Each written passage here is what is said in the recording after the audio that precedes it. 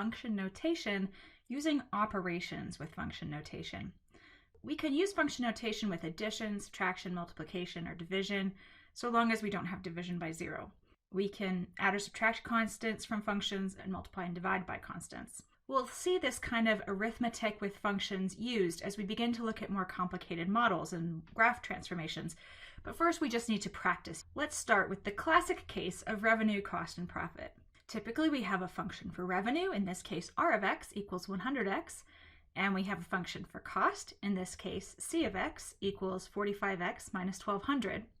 And profit is simply the money you bring in minus the money you spend. So it's r of x minus c of x. So let's go ahead and find p of x. I'm going to start by just writing r of x minus c of x, and then I'm simply going to substitute r of x, which is 100x, in for the first one, and c of x, which is 45x minus 1200, in for the second one. The one thing I have to pay close attention to is the minus sign. We need to subtract the entire c of x function, not just the first term of it. Here's what that looks like. R of x is 100x, so let's place that in, minus, and then so I'm going to put c of x in parentheses, so remember to subtract the whole part. And inside that parentheses, we put 45x minus 1200. Now, simplifying that, I would have 100x minus, and then I'll distribute that minus inside the parentheses, so it'll be minus 45x, and then plus 1200.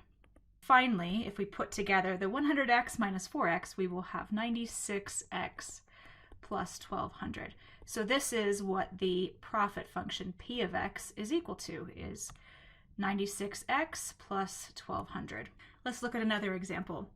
The daily production output for a factory is given by f of x equals 25x minus 8, where x is the number of workers. For the holiday season, the factory doubles the number of shifts. They want to find the new production output, which is 2 times f of x, or just 2f of x. I'm going to start by writing 2f of x equals, and then the f of x is that 25x minus 8, so that's going to substitute in for f of x.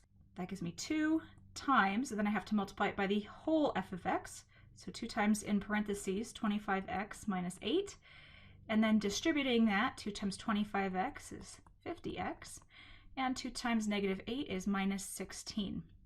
So this is the new function that gives us the production with double the number of shifts. And you can see it's essentially double everything in the original function.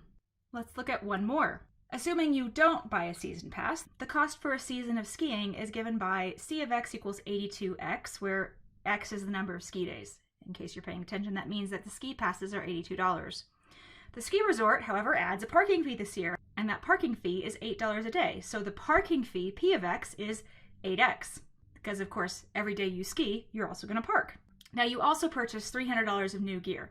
So the total cost of skiing for the year, t of x, capital T of x, would be c of x plus p of x plus 300. So that's the cost of the passes plus the cost of the parking plus $300 for the gear. And we want to find that formula.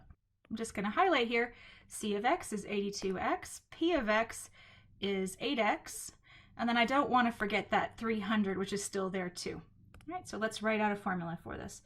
T of x equals c of x, which is 82x, I'm going to highlight that just to make it clear, plus p of x, which is 8x, again I'll highlight that to make it clear, and then plus 300, and again I'll highlight that one to make it clear where that one's coming from. I just need to simplify here, so that would be 82x plus 8x, which is 90x, and then the plus 300 is still there. Remember as you're doing this that you can only add like terms together, so be careful that you don't accidentally add unlike terms together. So you've seen some real-world situations where we might do operations on functions. I've got two kind of generic functions here for you. F of x equals x squared minus 4x, and g of x equals 7x minus 3. And I want you to just find these 4 expressions for practice and to make sure that you're putting things into the right places. So pause this video, give these a try, come back when you're finished.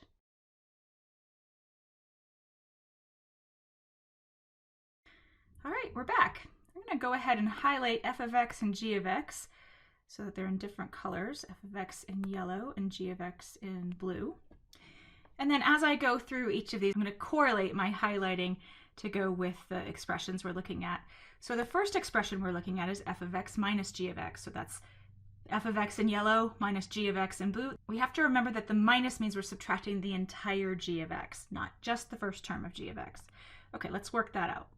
So f of x is x squared minus 4x.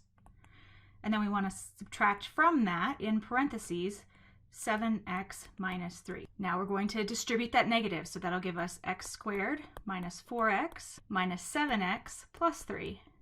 And the two like terms we have there are the minus 4x and the minus 7x, so let's put those together, giving us x squared minus 11x plus 3. So that is what we get from f of x minus g of x. All right, now let's do 4 plus f of x. Well, the only substitution we're going to make here is f of x, which is x squared minus 4x. So we're going to start with the 4 in 4 plus f of x. And then we're going to plug in f of x, that's x squared minus 4x. And then we need to simplify that. We don't have any like terms. 4 is a constant, x squared and 4x are not like terms. So we could leave our answer like this, or we could arrange it putting the highest term first, which is often considered a best practice. So we could write it as x squared minus 4x plus 4. All right, next one, g of x minus 5. I'm going to highlight g of x in blue. So we need to do g of x minus the value 5. G of x is equal to 7x minus 3. And then we're going to subtract 5 from that. And that 7x minus 3 just comes from how we define g of x. And here we do have some like terms, negative 3 and negative 5. The result is 7x minus 8. Last one, 2 times f of x plus g of x. We're going to plug in both of our functions. The 2 is just being multiplied by f of x. So we'll start writing this out. 2 times, I'm going to put f of x in parentheses, so the whole thing gets multiplied by 2. So that's 2 times x squared minus 4x. And then I'm going to add to that g of x, and g of x is 7x minus 3. And since it's being added, we don't have to worry about putting it in parentheses, only subtraction. It doesn't actually hurt if you decide you want to put it in parentheses. There's no harm done doing it like that. We'll distribute next, so 2 times x squared is 2x squared. And 2 times negative 4x is going to give us negative 8x. Then plus 7x minus 3, that's the part that came from g of x. We've got two like terms here, a minus 8x and a plus 7x. The result then is 2x squared minus x minus 3.